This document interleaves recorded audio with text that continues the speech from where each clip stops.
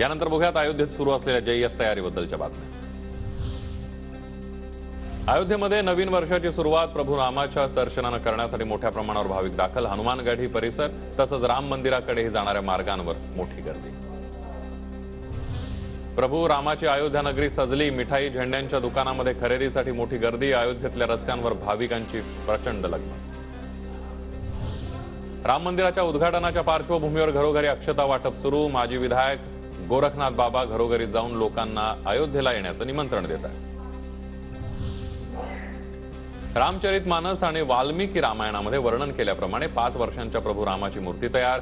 1000 वर्ष टिकणारी काळ्या दगडापासून बनवलेली मूर्ती अयोध्येमध्ये स्थापन होणार। अयोध्येमध्ये रामलल्लासाठी साकारणार विविध 7 रंगांचे पोशाख। भागवत प्रसाद यांच्याकडे रामलल्लांचे पोशाख बनवण्याची सेवा। शरयू नदीच्या तीरावर लेझर शोचं आयोजन। येणाऱ्या प्रत्येक भाविकाचं लक्ष वेधून घेणारी आकर्षक रोषणाई। सरत्या वर्षाला निरोप देण्यासाठी जमलेल्या भाविकांना पर्वणी। राम जन्मभूमी तीर्थक्षेत्र अयोध्या उत्तर प्रदेश नावाचं बनावट पेज तयार करून लोकांची देणग्या घेऊन फसवणूक। देणग्या गोळा करण्यासाठी थेट QR कोड वापर, तर या फसवणुकीवर कारवाई करण्याची मागणी ही विश्व हिंदू परिषदेने केली आहे।